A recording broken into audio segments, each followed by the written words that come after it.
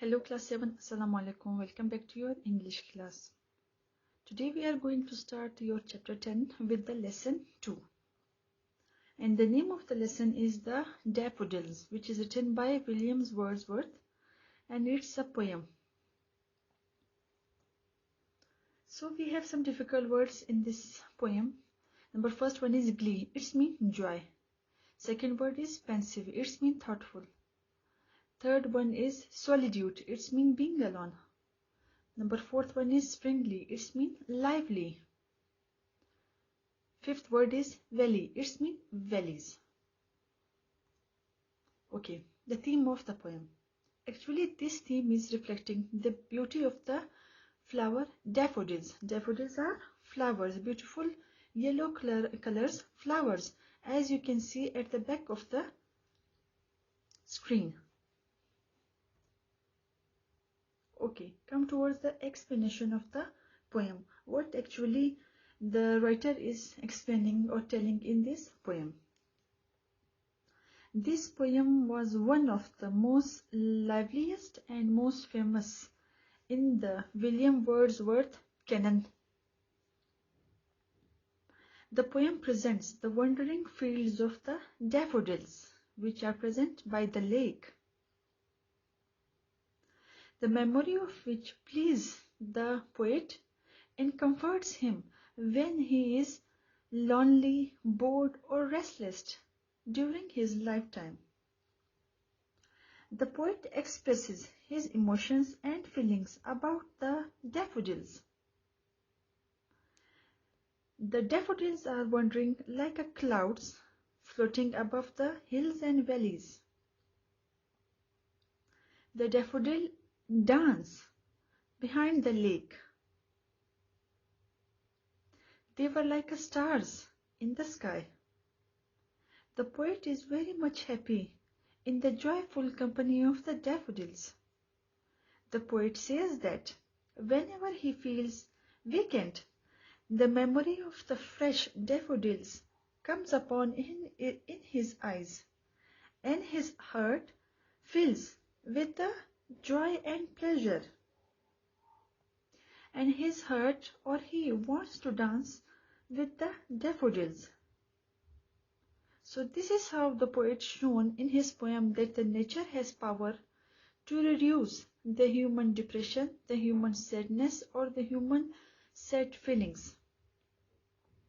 This is how the poet William Wordsworth explained the daffodils, or how it relates it with the nature. So this poem is directly related to the nature as well. How it is related to the nature. So this is how your poem ends, with the feeling of the poet. I hope you get all the points. We will meet again in our next class. Till then, Allah Hafiz. Hello class 6, Assalamu alaikum. Welcome back to your English class. So today we are going to start your chapter 6, and its name is The White Mouse Circus, which is written by the Roald Dahl. Okay, about the author. The Roald Dahl, who was born in valleys during the 1960s and died during the 1990s. He wrote many of the books for both of the children and adults. Okay, here we include some difficult words in the story which you people have to know. Number first one is the bracing, it's mean refreshing. Chambermaid, a maid who cleans a hotel room.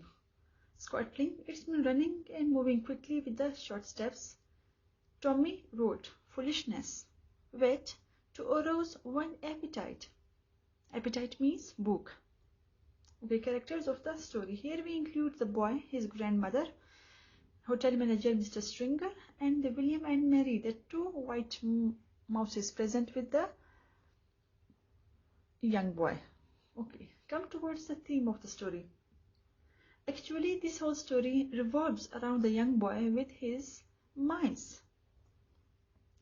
Explanation. Okay, in this story there exists the young boy and his grandmother used to live together. So once in the summer vacation, they decided to spend their vacation in the Norway. The grandmother told many stories of her past childhood times to her young boys, where she had lots of enjoyment and memories. Okay, after this packing, the grandmother falls ill and her doctor orders that she cannot travel to the Norway and advised to both of them to go to the Brown Mouth, which is a place visited by most of the old people. It was believed that the bracing air of the Brown Mouth kept the old people alive for a long period of time. Although the mother did not believe such kind of stupid stories, but she agreed and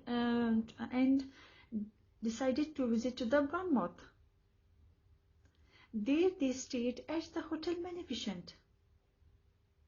But that enormous building, according to the young boy, turned very boring place.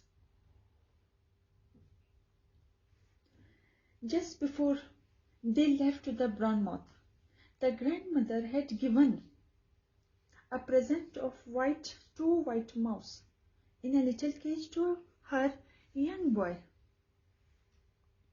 The young boy carried them with a terrific fun and called them with the William and Mary. The young boy given them the name William and Mary. So when the young boy found himself a very boring in this enormous building, so he decided to train his two white mice in the hotel room. But one fine morning, when the chambermaid came for the cleaning of the hotel room, there she saw one white mouse. So she cried loudly and called the hotel manager, Mr. Stringer, and complained him that there exists a white mouse. So the hotel manager came and he said to the grandma, I cannot permit mice in my hotel room, madam. But in this all situation, the young boy encountered himself in a trouble. But at the same time, his grandmother comes in front and saves him. The grandma complained that to the Mr. Stringer, how dare you? Or how you can say that if your hotel room is already filled with lots of rats anywhere. Rats? The Mr. Stringer very much amazed of all that. The grandma said that I will complain against you to the health officer that this hotel is full of the rats and the people may get the typhoid fever. So the hotel manager agrees with the grandmother, don't call to the health officers, I will agree with you and you can keep your mice inside the cage and stay in the hotel as long you people want to stay. So this is how the grandmother saved her grandchild. So the young boy decided to train his white mice. So this is where he begins his mice tightrope training, and he wished to become the owner of the white mouse circus and performing before all over the crowd of the Europe. This is how the story ends, and may I hope you get all the points. We will meet again in our next class. Till then, Allah Hafiz.